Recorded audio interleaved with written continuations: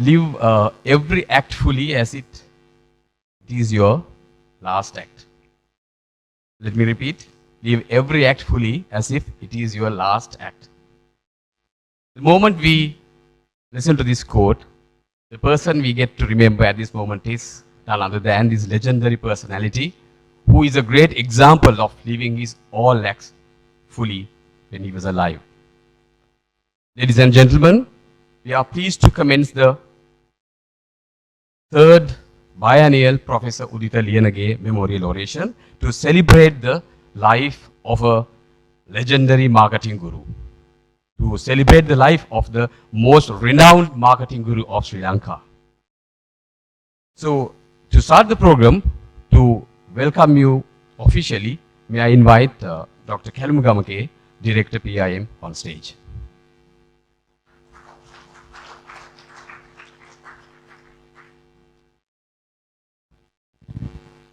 Very good evening to all of you, ladies and gentlemen. On behalf of the organizing committee of the third Biennial Memorial Oration of the Professor Uditha Liyanage, I am honored to welcome all of you, distinguished invitees who are gathered here physically as well as virtually in this evening for this momentous occasion. Firstmost, let me warmly welcome Mrs. Liyanage, who is present here today physically, and also Ms. Chaturi Liyanage, joining with us virtually, and also all the close relations of the late Professor Uditha Liyanage to this memorable event. Further, I would like to warmly welcome and extend my warm welcome to Professor Malik Ranasinghe, the distinguished speaker of this third biennial memorial oration, and his family members who are here today for this event. I also welcome all the distinguished invitees from the industry, academia, as well as the professional bodies to this momentous occasion. My special welcomes and also the gratitude goes to our team members, the Oration Guidance Committee and also the Oration Operations Committee, who have worked tirelessly to make this event a successful one today. Thank you very much for your support given to us to organize this event. Furthermore, I would like to welcome my colleagues from PIM and also members of the PIMA and also members of the SLIM and the members of the CIM to this occasion. Ladies and gentlemen, I consider myself highly fortunate to stand here as the present director of the PIM and also to welcome all of you on this momentous occasion to commemorate a true marketing leader of our times. I'm sure the impact he has made in the field of marketing in specific and also the field of management in general is tremendous and so opportune for us in this moment to have difficult time in our lives. I'm so glad to associate this event as a chairman of the Oration Committee for the second time during my time at the Postgraduate Institute of Management. The last memorial oration, which was the second delivered by Dr. Hans Vijaysurya, was so impactful, and it was a greatly insightful experience for all of us, which was conducted with very limited physical participation during the COVID-19 period. Now today, in this context, I have no doubt that we are about to witness today's equally similar manner of oration to expectation of many participants gathered physically and also virtually in this true spirit of paying tribute to the great teacher, business and academic leader, are more importantly the great human being in our time. Professor Malik Ranasinghe, in my opinion, is the best suited to deliver the oration at the time when our country is at a crossroad in our development journey, facing global and geopolitical challenges that we have never faced before.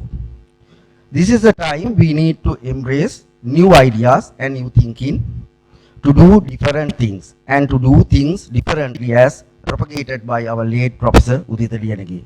I'm sure Professor Ranasinghe has been a very close associate of the late Professor Uditha Liyanage, both personally as well as professionally. Will touch upon the experiential aspects of the value-adding association between them during his speech. It is very commendable to see the vibrancy and the interest involved in the activities in showing our gratitude to an exemplary teacher, thinker, and a leader toward his community in learning partners who are members of the Sri Lanka Institute of Marketing, SLIM, Chartered Institute of Marketing, SIM, and also, of course, the Postgraduate Institute of Management, PIM, and our alumni, PIMA. It is very encouraging to see the commitment, collaboration, and interdependence of the PIM alumni, SLIM, and SIM to make this event memorable one for all of us. Thank you very much, all the members from 3 institutions get together and making this event wonderful one. Once again, before I conclude, I warmly welcome all of you to this memorable event, physically as well as virtually. And also, we would like to see another memorable event today in the evening. Thank you very much. All the best.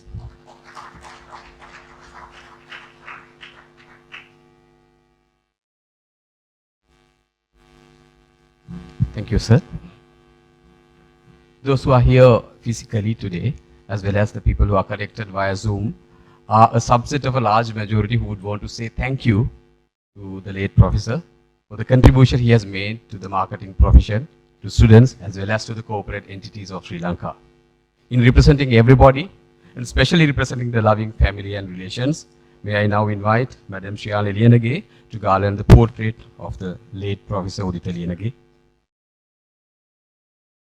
And at this moment, I would like to say that Ms. Chathuri Liyanage, who's at the moment in UK for her studies, is not being able to come physically, but she has sent her good wishes and appreciation to the orator as well as to the organizers for all the contribution that they are making.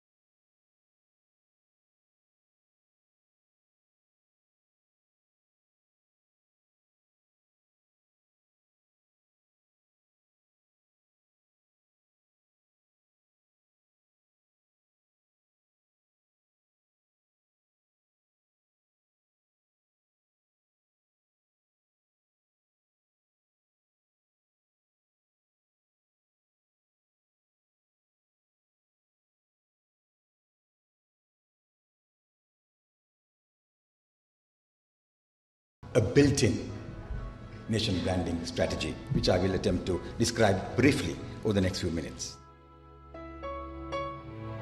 A man who can carry the burden of others on his shoulders and yet tread lightly is possibly one of the rarest things in this world.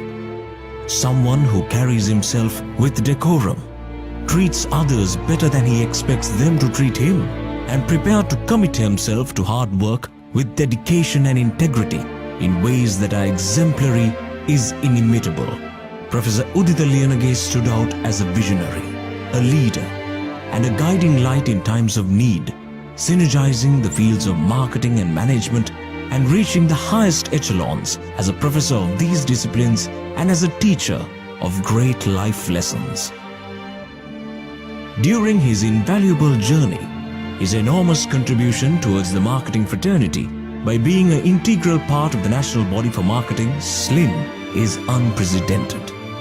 He was the local genius to sit next to the global marketing guru, Philip Kotler, and reveal his own theories and viewpoint when SLIM facilitated Philip Kotler in Sri Lanka. He was the brain behind the concept Mod Tradi Consumer, thus identifying a hybrid consumer living among the Sri Lankans. Above all, he was the advisor to the committee and panel of judges of SLIM Brand Excellence since 2007. He crafted and improved the criteria of the awards program, which was a practical way of brand management adopted by many organizations in real life. It is only fair that a person who has dedicated so much of his time and energy to a cause be given a farewell truly deserving of his greatness. Although his passing away ended a great story, he lives through his work and the many other success stories in which he has played a pivotal role. It is with heavy hearts that we wish Professor Uditha Liyanage a final farewell at this ceremony.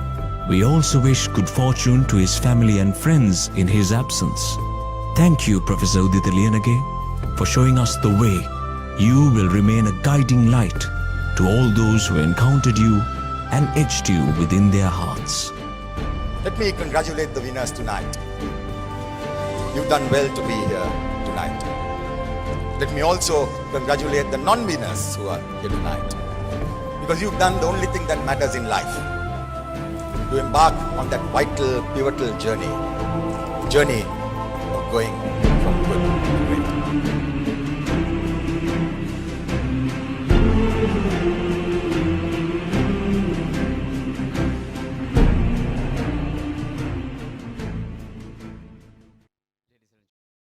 I'm sure you would agree with me if I say it is indeed an authentically built-in personal brand. With that refreshed memories, let's move on to the highlight of the evening, which is the oration.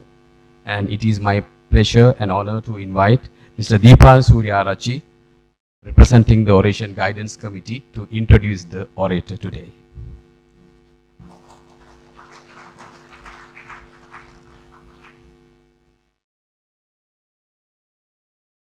Good evening, ladies and gentlemen. Orator, Professor Malikana Singha, Madam Sunitra Singha, Director of PIM, Mrs. Sriyani Liyanage, and the family of Mrs. Liyanage, special invitees, distinguished guests, members of the Guidance Committee and the Organizing Committee, and dear friends. I personally feel so much privileged and honored to be able to introduce our orator today for two specific reasons. Firstly, obviously because of late Professor Uditha Liyanage. I met him first as a young marketer when I doubted whether a good Buddhist can be a good marketer. Through a mutual Buddhist friend, Venerable Olande Ananda, I met Uditha. And our association was first on subjects of Buddhism and the philosophy of Krishnamurti, and I became friends of Uditha, and we became friends of Uditha's family. In fact, Uditha's mother would always say, he's my Sansari Puta.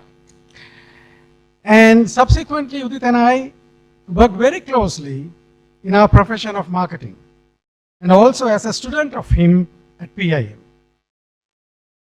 And Professor Uditha Liyanage, as our friend Professor Ajanta Dharmasiri wrote a few days ago, was a person who was conceptually so rich and yet practical at the same time.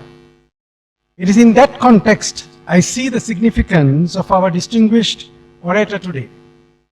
The second reason, with whom I had the fortune of working very closely. He too is a visionary person who is pragmatic. I first met him when he invited me to speak to the students at the University of Moratuwa and at a CVCD seminar. There I saw his pragmatism and his visionary capability. He said, we may not be able to build universities that are of world class, but we certainly can produce graduates who are world class. During his leadership, and the process is continuing at Moratuwa, producing world class graduates. Later, I had the advantage of working along with him as a fellow director and under his leadership when he became the chairman of Sampath Bank board. There I had the rare opportunity of seeing him in action in close focus. He was truly an inspiring leader who stood always for what is right for the enterprise. That was unbelievably above board.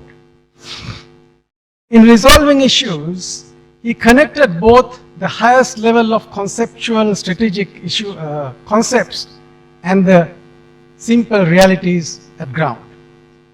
He could always use very innovative approaches to solve administrative and strategic limitations with his engineering precision. Hence, it is apt that we have a highly accomplished academic who is pragmatic, practical, and a keen researcher as well, delivering the oration in recognition of another academic who too demonstrated the same qualities. Though Professor Malik Ranasinghe is not a stranger to all of us, the formality requests that we make a formal introduction to his life and some of his achievements. Professor Malik Ranasinghe is a senior professor in civil engineering at the University of Moratuwa and the chairman of the Information and Communication Technology Agency, ICTA. Professor Ranasinghe is a chartered engineer, international professional engineer, and fellow of the Institution of Engineers Sri Lanka, fellow of the National Academy of Sciences Sri Lanka, fellow of the Institute of Project Managers Sri Lanka. He is an independent non-executive director of Access Engineering PLC, Research Energy PLC, TJ Lanka PLC, and United Motors Lanka PLC. Professor Ranasinghe is a former Vice Chancellor of the University of Moratuwa and a former chairman of Sampath Bank. He is a former chairman of the Committee of Vice Chancellors and Directors of Sri Lanka, former commission member of the University Grants Commission, and a former council member of the National Research Council. He is a former fellow of the National University of Singapore and a former dean of the Faculty of Engineering at the University of Moratuwa. Professor Ranasinghe graduated in civil engineering from the University of Moratuwa and obtained his Masters of Science and PhD from University of British Columbia, Vancouver, Canada in civil engineering economics as a Canadian Commonwealth Scholar. He completed postgraduate certificate programs in environmental economics and policy analysis at the Harvard Institute for International Development of the Harvard University, USA, and in hydropower financing and project economy at the International Center for Hydropower, Oslo, Norway. Professor Ranasinghe's research focus is to combine civil engineering economics, risk analysis, and environmental economics with project management. He has published over 140 research publications, of which over 75 are international refereed publications. He is a Sri Lanka Tier 4 researcher, and his Hirsch Index for research publications is at 90. In 1999, the Sri Lanka Association for the Advancement of Science honored Professor Ranasinghe with a General Research Committee Award for outstanding contribution to Sri Lankan science. The University Grants Commission and Hiran Tilakaratne Research Fund recognized his research with the award for Outstanding Postgraduate Research 2000 in the academic discipline of engineering for the period 1975 to 1999. Professor Ranasinghe was awarded the Trinity Prize for Engineering for 2004 in recognition of the outstanding contributions made to his chosen profession. The Committee of Vice Chancellors and Directors of Sri Lanka awarded its biennial Most Outstanding Senior Researcher in Technology and Related Sciences, including Engineering, Architecture, Quantity Surveying and Information Technology Award to Professor Ranasinghe in 2012. The World Education Congress 2012, held in Mumbai, India, honored him with the award for Outstanding Contribution to Education. At the 4th Asia's Best Business School Awards 2013, held in Singapore, he was honored with the prestigious Education Leadership Award. In January 2022, Professor Ranasinghe delivered the inaugural Reverend A.G. Fraser Memorial Oration as the main event of the 150th anniversary celebrations of Trinity College of Kandy. Now I want to mention something I know is very close to his heart, which goes to prove my earlier introduction about him being visionary and pragmatic. During his last sabbatical in 2021 March, Professor Ranasinghe, along with the director of CODL, helped launch the online education initiative at the University of Moratuwa. This gave rise to the launch of the free charge open.uomlk platform on 22nd February 2022, focused towards preparing school leavers to be employable, trainee, full-stack developers in the ICT industry. Today, the open.uomlk platform has over 200,000 students registered on it, exponentially exceeding the modest expectations University of Moratuwa had at its launch. I remember he was mentioning it was 20,000 was their target. In October 2022, this initiative its developers, including Professor Ranasinghe, were awarded the prestigious 8th European E-Learning Excellence Award for 2022. Ladies and gentlemen, I think we are in for a very interesting and thought-provoking presentation by Professor Malik Ranasinghe. Over to you, Dim.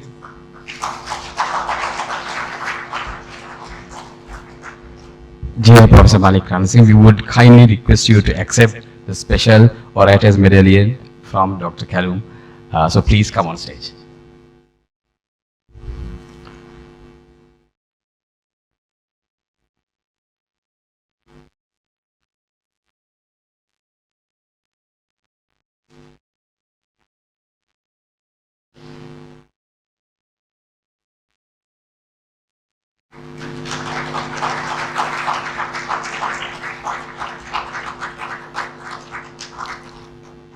Over to you, sir.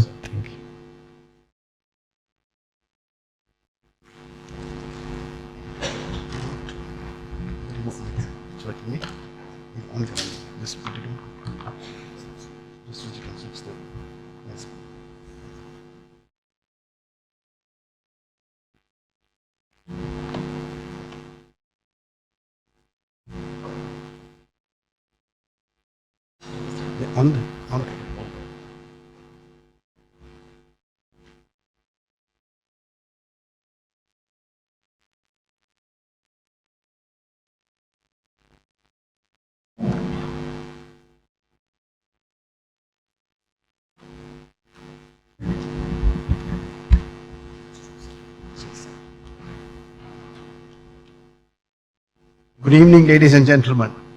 Thank you very much, Deepal, for that very kind introduction. I'm extremely honored by your invitation to deliver the third biennial Professor Uditha Liyanage Memorial Oration. Dr. Senaka Kalum Gamage, Director, Postgraduate Institute of Management, Senior Professor Ajanta Dharmasiri, the former Director, Board of Management of the Postgraduate Institute of Management, members of the Professor Uditha Liyanage Oration Committee, Mrs. Shriyani, even though she's not here, Chaturi Liyanage, Deepani and Rohit Das, Dhammika Menaka and Anuka Liyanage. Distinguished invitees, ladies and gentlemen. I knew Uditha for over 25 years. He was first introduced to me when his brother Dhammika married my cousin Menaka. As I got to know him better, my respect for him as a colleague and a fellow academic grew. Around 2001, the Faculty of Engineering at the University of Moratuwa was preparing to launch its first MBA degree program in technology management.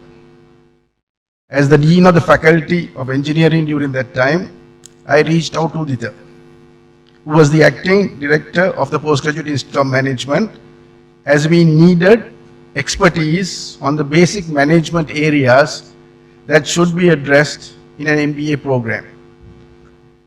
My strategy as a university administrator has always been to obtain assistance from the best, even if they saw us as rivals.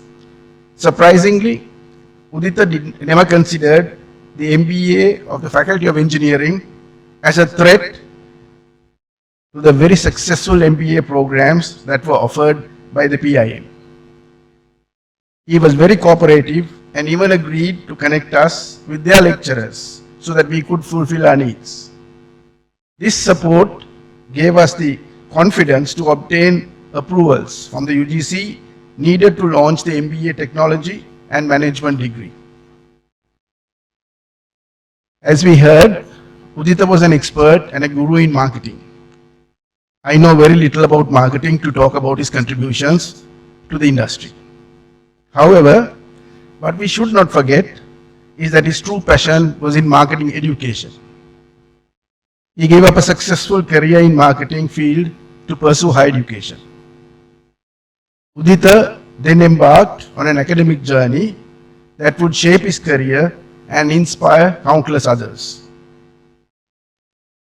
Through his unwavering commitment to excellence, Uditha achieved numerous academic milestones, including a PhD from the PIM and being appointed as a Professor of Management at the PIM. My oration today, dedicated to late Professor Uditha Liyanage, is on the role he has played as an academic and an innovative and futuristic educationist.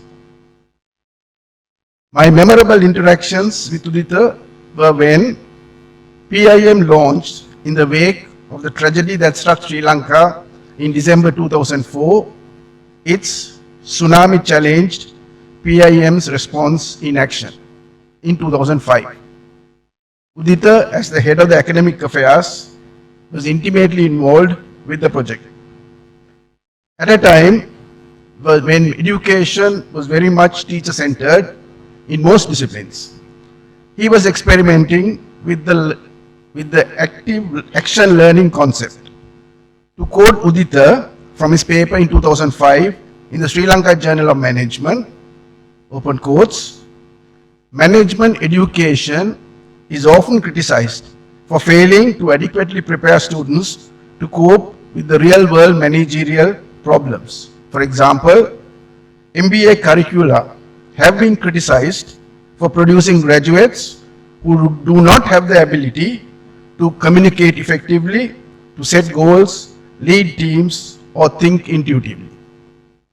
A pertinent question to ask is whether the body of management concepts, models, and practices that we have embraced in our educational institutions, as well as in business and government, are adequate to address issues that have surfaced during the tsunami disaster. The action learning projects that were based on management of camps and reconstruction work have begun to highlight the need to enrich the traditional classroom teaching with learning by doing.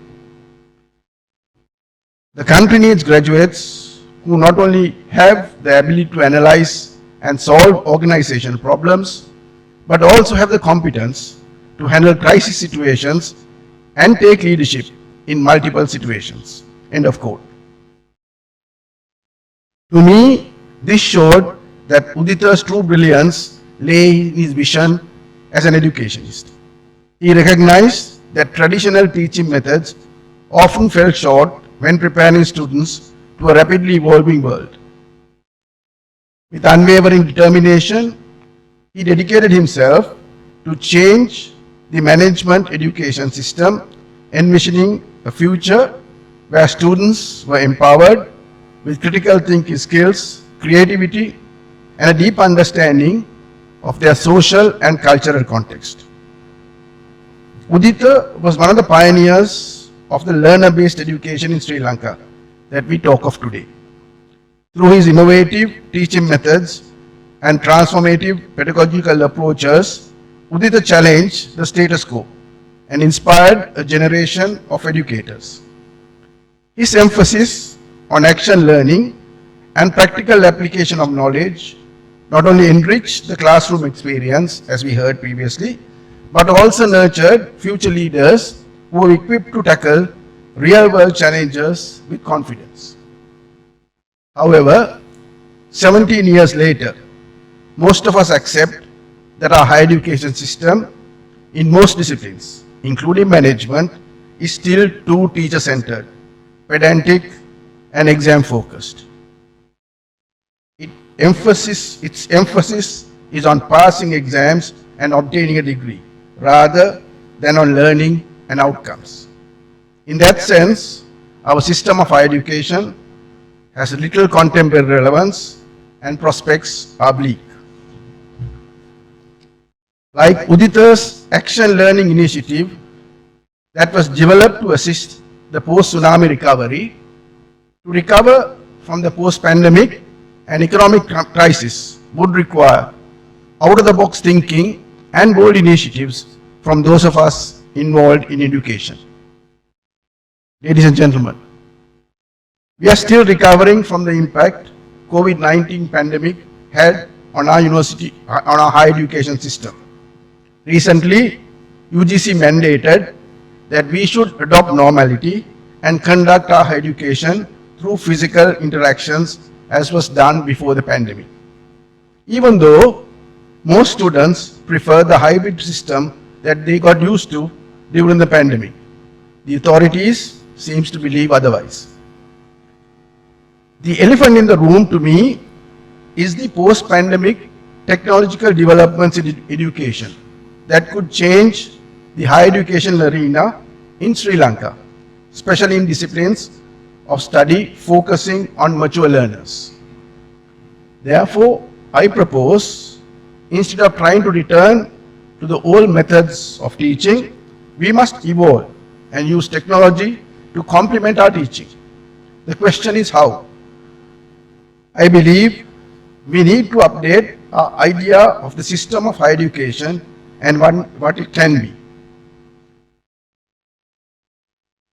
To understand this process, I have taken the 4 scenarios for the future of schooling that was presented by the Organization for Economic Cooperation and Development, or OECD, as a part of its 2021 Davos agenda to depict some possible alternatives for higher education and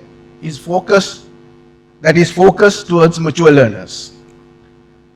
The first scenario is schooling extended, where physical participation in higher education continues to expand, while technological advances would support more individualized learning. Structures and processes of university education would remain. The second scenario is education outsourced, where the traditional university system would evolve as society becomes directly involved in educating its citizens. Learning takes place through more diverse, privatized, and flexible arrangements, with digital technology as the key driver. The courses on DP Education platform offered to A-level students and the online external degrees offered by state universities are examples of this scenario. The third scenario is schools as learning hubs. Universities are connected to their communities, favoring ever-changing forms of learning, civic engagements, and social innovation. The university townships that are promoted in countries like Singapore and even some universities in Sri Lanka, like Biennial and the Ruhuna University, are examples of this scenario. The fourth scenario is learn as you go. Higher education takes place everywhere, anytime, promoting asynchronous learning. Distinctions between formal and informal learning are no longer valid as society turns itself entirely to the power of the machine. The plethora of courses being offered online today through platforms like Coursera and even University of Moratua's open.uom.lk are examples of this scenario. We can construct endless range of such scenarios. The future could be any combination of them or something we cannot even anticipate. However, such thinking gives us tools to explore options for the future of higher education and their consequences. We must also remember that a student's options are not limited by what is offered in their country. Today, they can choose what best suits them from anywhere in the world. Despite the significant brain drain that is currently impacting the higher education sector in Sri Lanka, I do not see the traditional university education breaking down anytime soon. The university is not only for students to gain knowledge, but is also a place for students to socialize and learn skills which are essential for their well-being. Schooling extended seems to be the scenario for higher education that is preferred by the authorities because of the comfort of the known. However, we must be aware of scenarios such as education outsourced and learn as you go as more realistic scenarios for the future of university education. The significant technological changes that are making learn as you go a very attractive proposition to mature learners requires us to look at online education more realistically. I am happy to note that the Postgraduate Institute of Management has, as a post-pandemic policy, adopted 70% online teaching for its postgraduate courses. This form is called synchronous online learning, where the students are required to log in and participate in class. Although the student is learning from a distance, she will virtually attend the class sessions at a specific time each week, along with the lecturer and the classmates who could be attending virtually or physically. The class is a firm weekly time commitment that cannot be rescheduled. Much like an on-campus class, the student will have readings and assignments to complete outside of class time to help prepare them to participate in the discussions. This kind of preparation from the students, along with the dedicated agenda set by the lecturer, ensures each class session is productive. However, the critical question is whether the adopted online teaching has just replaced the lecture that was delivered in class, physically in class, with a delivery using the Zoom or any similar platform instead. Isn't that still teacher-centered education? Where is the action learning or the learner-centered education for mature learners that Professor Liyanage so passionately promoted? Ladies and gentlemen, the title for my oration this evening is Asynchronous Online Learning for the Mature Learner, Adapt or Perish. I chose this title because I strongly believe, like his action learning concept in 2005, Uditha would have been a strong advocate for asynchronous online learning instead of synchronous online learning for mature learners. Sometime in late March 2021, Mr. Dhammika Pereira, chairman of DP Education Foundation, had a meeting with some of us from the University of Moratuwa to discuss the possibility of launching our Bachelor of Information Technology or BIT external degree in online mode so that it could be made available via YouTube. At that point, we were offering the BIT degree through accredited partners with assessments done online by the University of Moratuwa. As a first step, we agreed to have 10 weekly online brainstorming sessions to explore the logistics of doing it. Since I had just taken my last sabbatical and was stranded in Sri Lanka due to the pandemic, the Vice Chancellor asked me to join with our very capable Director of the Center for Open and Distance Learning, Mrs. Visakha Nanayakara, to lead the initiative. It was an attractive invitation, since the BIT external degree program and the open and distance learning were implemented during my tenure as the Vice Chancellor. Also, we had not reached the forecasted potential in open and distance learning at the University of Moratuwa. As our weekly discussions progress, we were able to offer the online option to first year BIT students who commenced their undergraduate studies in July 2021. Today, content for most courses for the BIT degree program and assessments are available online. However, the online offered for the BIT degrees is through a hybrid mode, as quizzes and assignments are due on fixed dates and are available only for the registered learners, not for everybody. Since all of us were restricted by the pandemic, our brainstorming sessions were conducted online. We invited several key personalities from the ICT industry, like Mr. Damit Hettiheva, then President of the Computer Society of Sri Lanka, Mr. Hasit Yaggahavita, the CTO from 99X, Mr. Nuwan Perra from ISS, among others, to join our weekly discussions.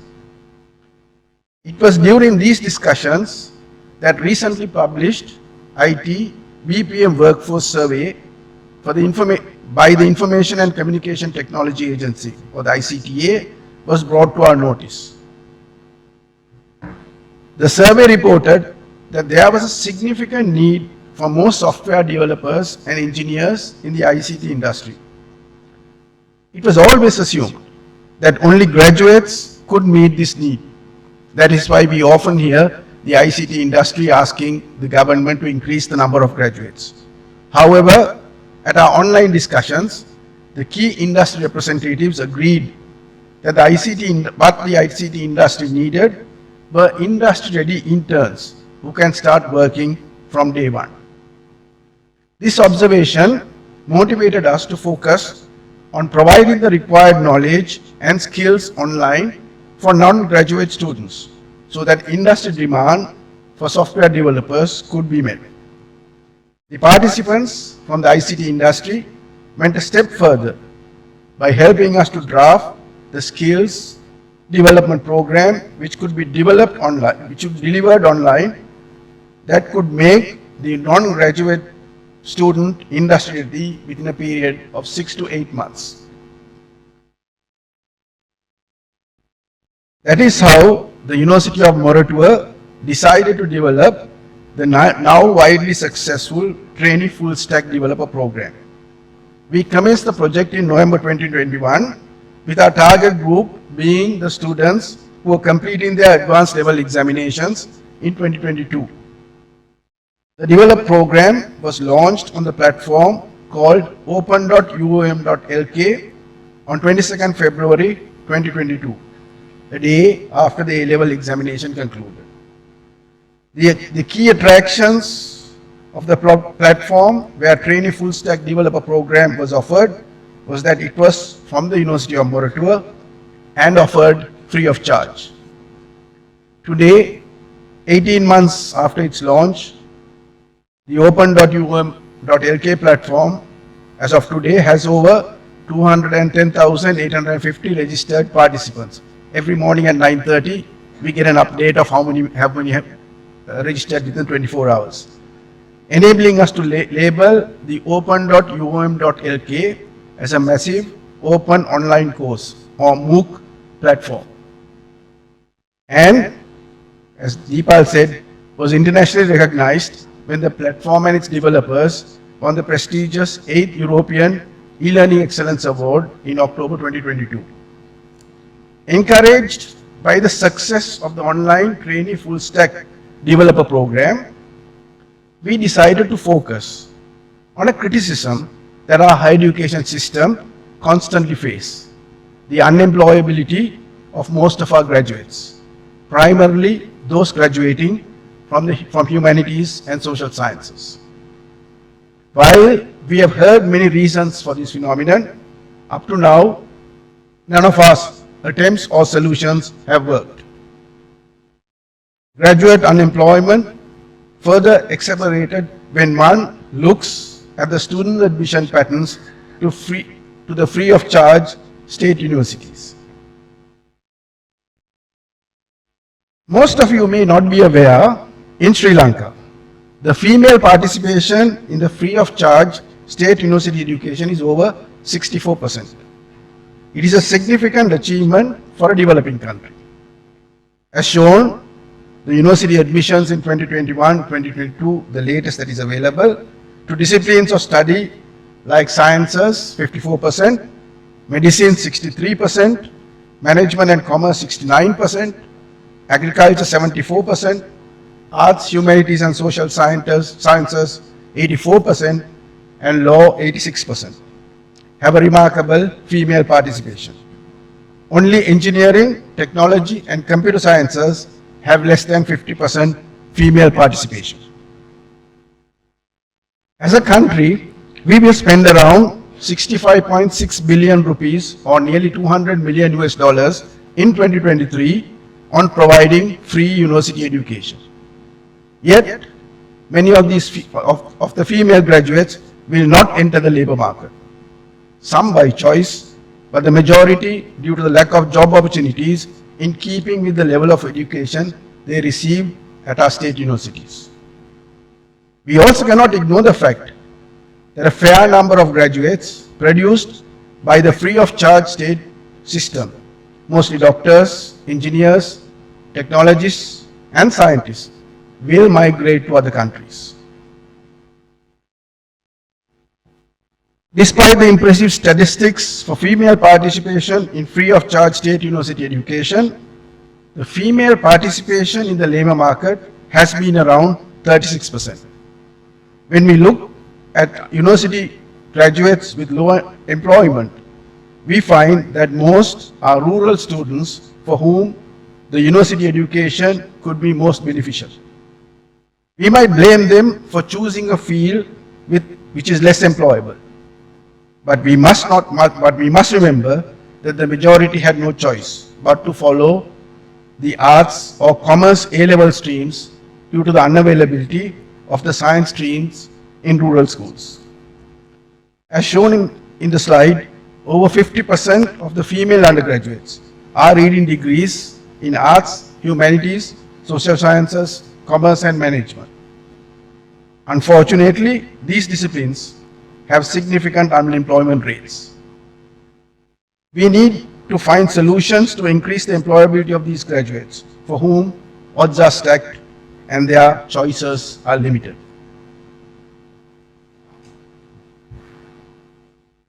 The CODL at the University of Moratuwa therefore decided to develop a project management skills program focused on mature learners who are graduates, professionals, and even undergraduates who have completed 3 years of undergraduate education or equivalent in any field of study. By gaining project management skills, the employability of any trained persons increases, especially for corporate jobs these graduates won't want to join. It need not be limited to arts and business graduates. This course could be beneficial to doctors, engineers, IT professionals, or any other teachers or any other working professional. After all, we are all engaged in projects. By learning project management, anyone can gain a set of skills that will help the individual to do whatever he or she is doing better.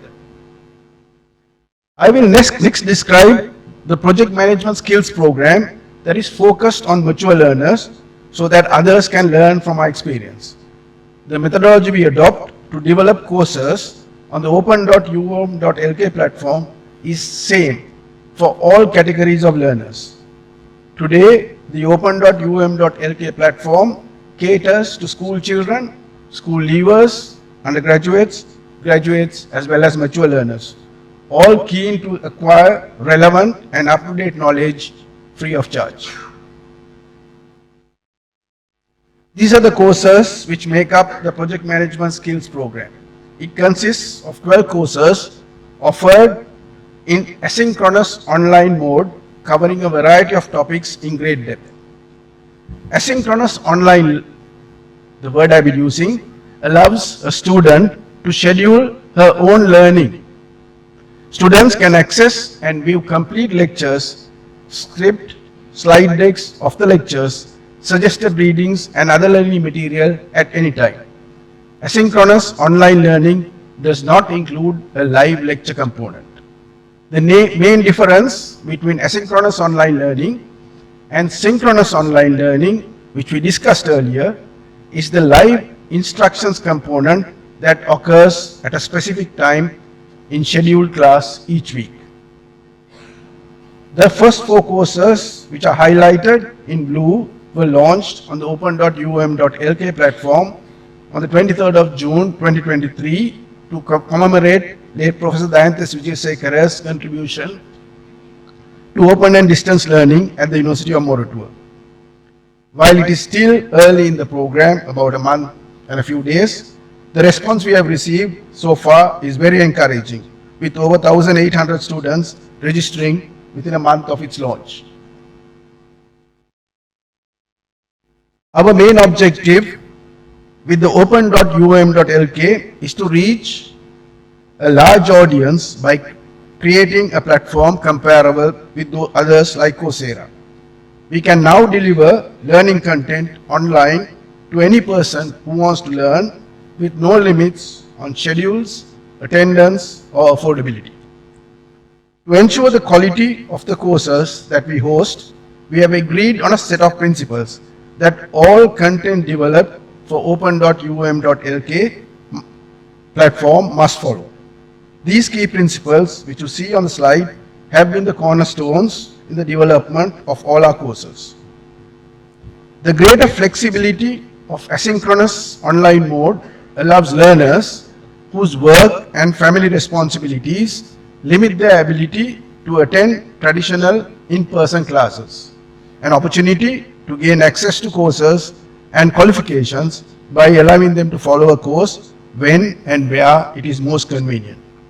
It increases accessibility to education regardless of the learner's geographical location or financial circumstances, providing a more inclusive and equitable learning experience. The second principle is that knowledge delivered through open.um.lk should always be free of charge to all participants.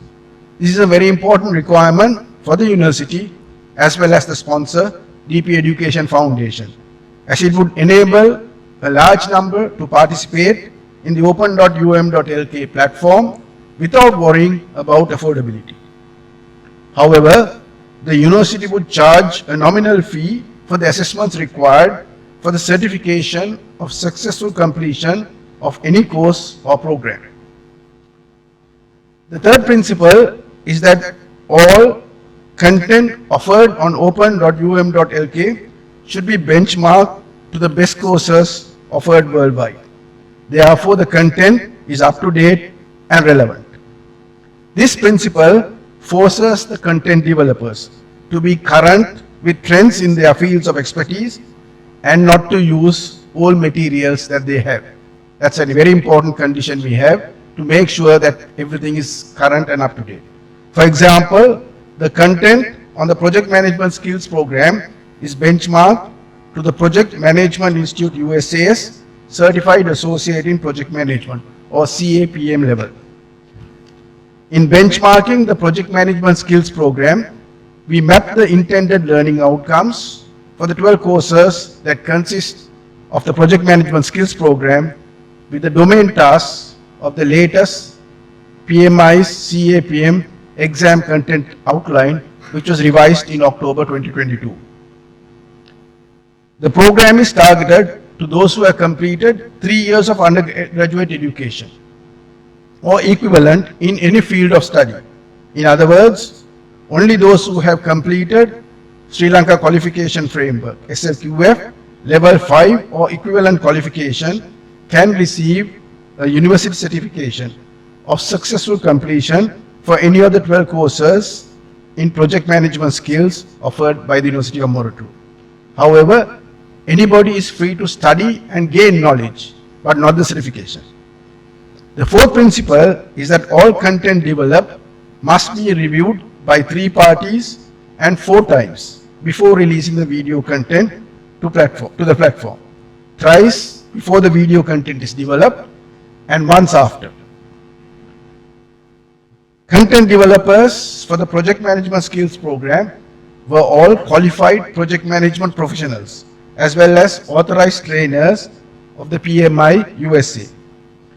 As content developers of online courses, they had to possess some key characteristics. First is the pedagogical competence and its application to online education. This includes knowledge of instructional design, assessment strategies, and ability to create meaningful learning experiences. Content developers should also possess effective written and verbal communication skills to effectively convey ideas to students. Absence of digital literacy and online competence can be obstacles to effectively implementing quality online education. Therefore, the University of Moratuwa conducted teacher training programs to ensure that the content developers, who are mostly practicing professionals who had professional qualifications, reach the expected standard in developing and delivering content on video. In course design and delivery, the course structure and the student content interactions are critical. As such, after much research, trial and error, the open.um.lk platform has developed a sequence to properly design and deliver asynchronous online teaching courses and maintain quality in the student content interactions. As shown on the slide, the first draft of content, this is fairly important, consists of a slide deck and the script of the lecture that will be presented in the video. In addition, the content would include questions for the formative assessments that will be incorporated into the video and detailed notes for further reading. The first review of the content is by the course coordinator, who is an internal academic staff member. All the content developers were outsiders and only the academic staff are brought in for the review process. An expert on the subject area of the course. After the feedback and suggested corrections by the course coordinator are incorporated, the corrected draft is sent to an external review for the second review. The external reviewer is a recognized subject expert who is not involved with the course that is being prepared and preferably someone who is external to the university. The original draft submitted by the content developers is always retained to ensure the suggestions by the reviewers and the corrections by the content developers after the reviews are seen by all. Once the suggestions from the external reviewer are incorporated to slide deck and the script, an additional quality check is done by the Center for Open and Distance Learning and the DP Education teams to improve the quality of the language and the appearance of the slides. Then the course coordinator does a third review to ensure all the necessary corrections are incorporated after the first 2 reviews. Once satisfied, the internal reviewer gives the sign-off. Approval is then given to the content developers to commence videoing a sample lecture. Not the lecture, a sample lecture. The video of the sample lecture is viewed, reviewed at the weekly progress meeting by all those present, including the course coordinator and the fellow content developers. Once the participants are satisfied with the sample lecture, permission is given to commence preparing video content on the lectures using scripts and slide decks that were signed off after the internal and external reviews. There's a lot of peer review that goes on to make sure that everybody is happy on what is being done. The important point is that the content developers must stick to the approved script in preparing the video. Unlike a lecture during a class, the content developers is not permitted to ad-lib. They have to stick strictly to the approved script and the slides. The fourth and the final review is done after the video content is developed. It is done by students at the university who are in the target group for the courses. For example, first year students reviewed the trainee full stack developer program for the ICT industry. And final year students reviewed the courses in project management skills program. In addition, a few experts who are practitioners in the subject area are invited to review. This review is to ensure the user friendliness of the video content.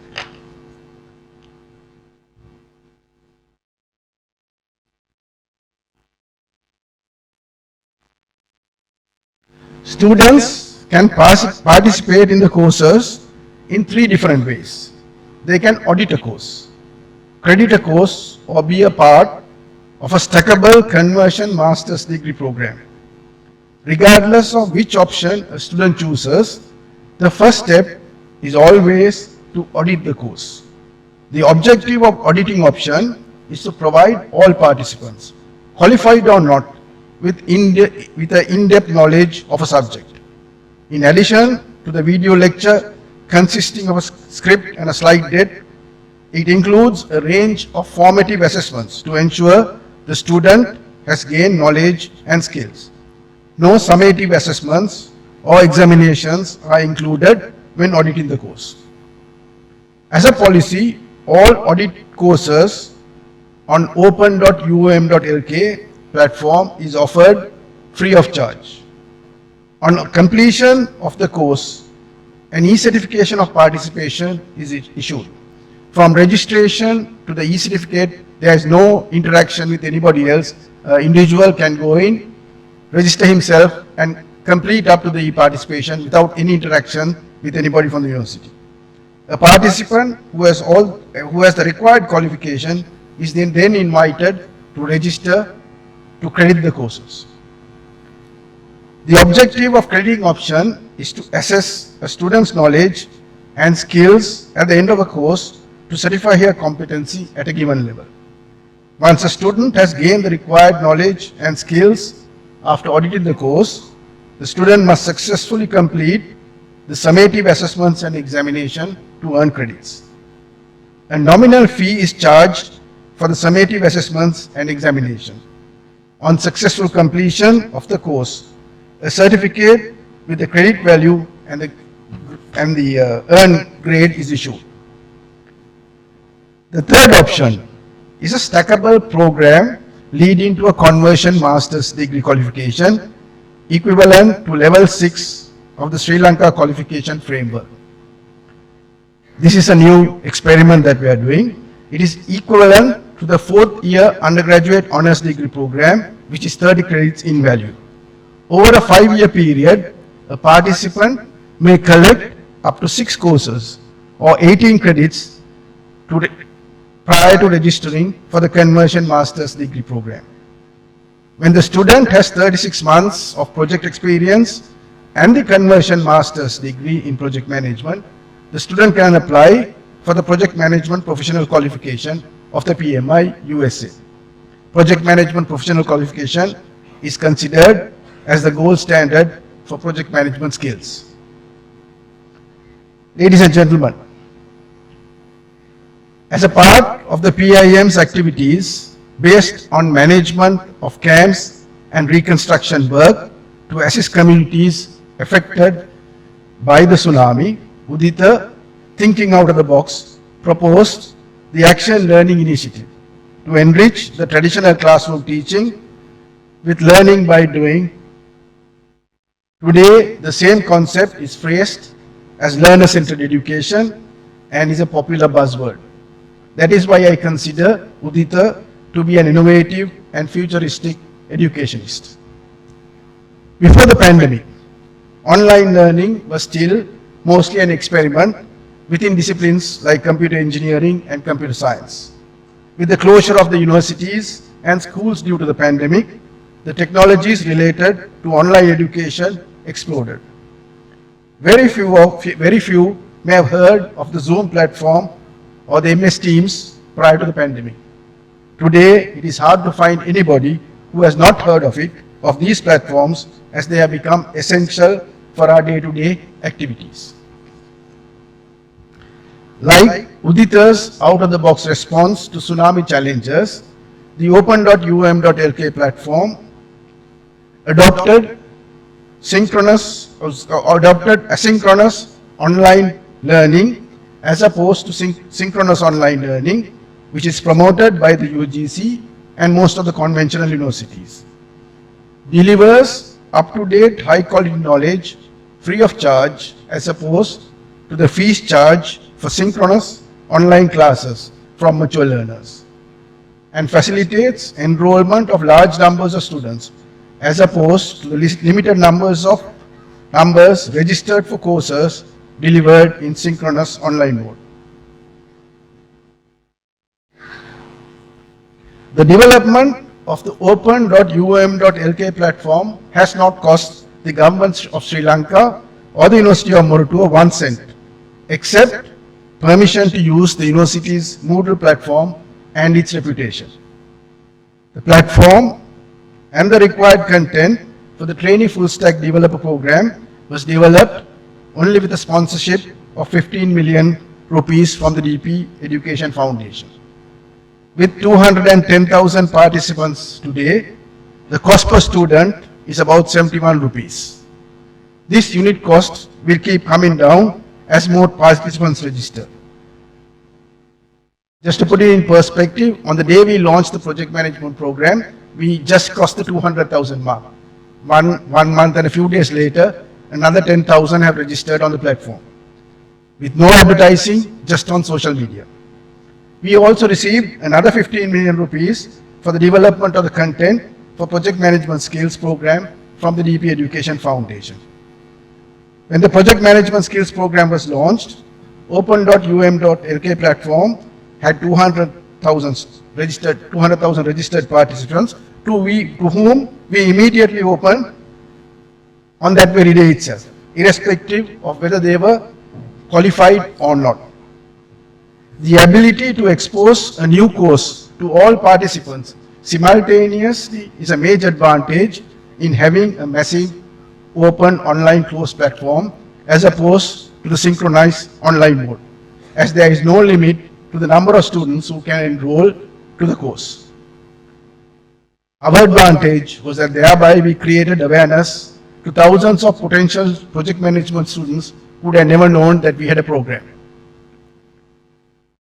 The commitment of the teacher is much greater in asynchronous online mode. The content, the formative assessments, and the handouts must be prepared very carefully, ensuring that its content, that it is current, as well as meeting the university standards on plagiarism and copyright requirements before content is released online. Asynchronous online learning platforms become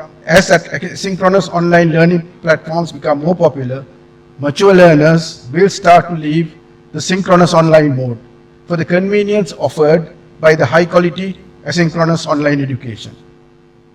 Ladies and gentlemen, I believe if Professor Uditha Liyanage was here today, he would have been one of the first to promote asynchronous online learning for mature learners.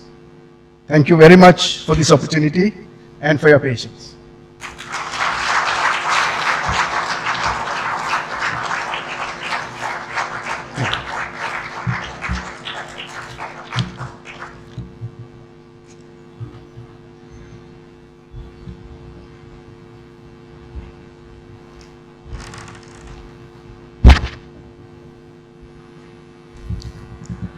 Thank you very much, dear Professor Malik Ranasinghe, for that valuable oration. And it was full of thought-provoking ideas as well as ground-tested implementations. And I am sure it was very visible that your great passion towards learner-centered education came out very well. And thank you so much for reminding us the challenge that the graduate employability and your contribution and your efforts towards making it a more employable situation. And with that, ladies and gentlemen, now we move on to the closing remarks. And may I invite Mr. Dehan Senigaratna, representing who is the key member of the Oration Guidance Committee, to do the closing remarks.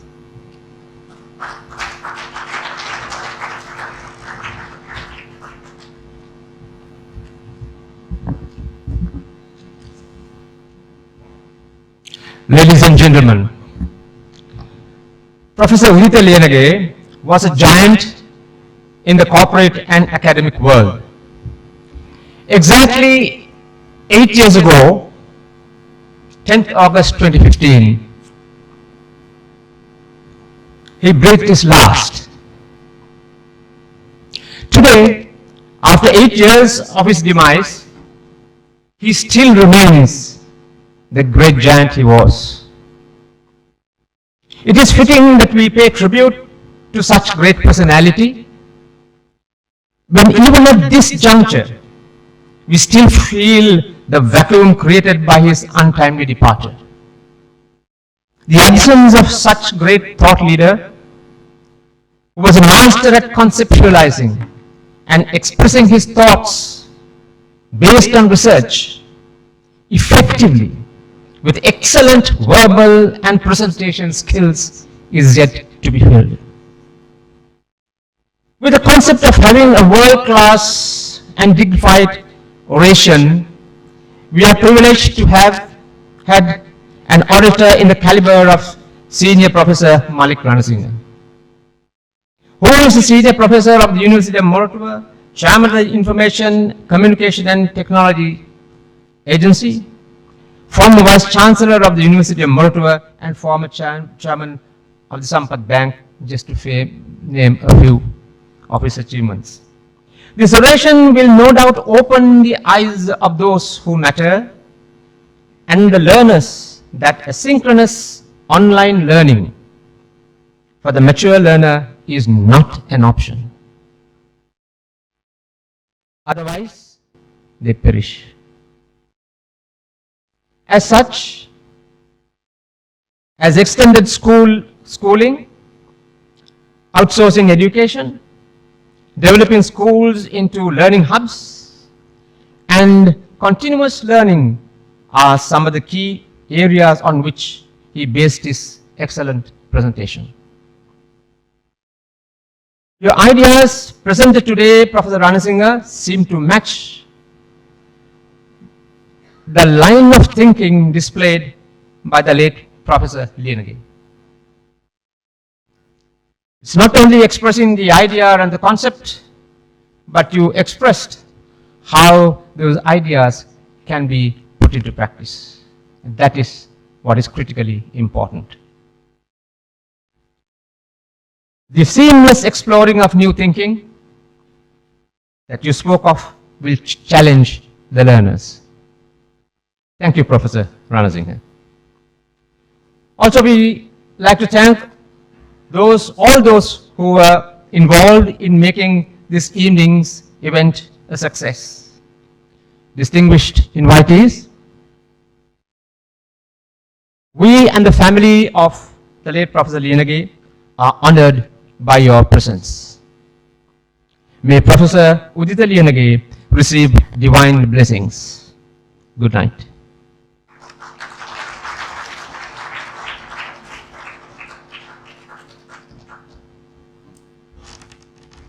Ladies and gentlemen, with that we conclude the third biennial Professor Uditha Liyanage Memorial Oration, and there are a few announcements. The oration is published as a printed material and is available for you. And the recorded version will be available in the websites of PIM, CIM and SLIM. Text of all three orations will be included in the PIM's Professional Manager magazine. And there's also a special announcement for the organizing committee. Please remain in the hall for a group photograph. And with that, until we meet again in 2 years, I wish you all a healthy future and a good night. Thank you.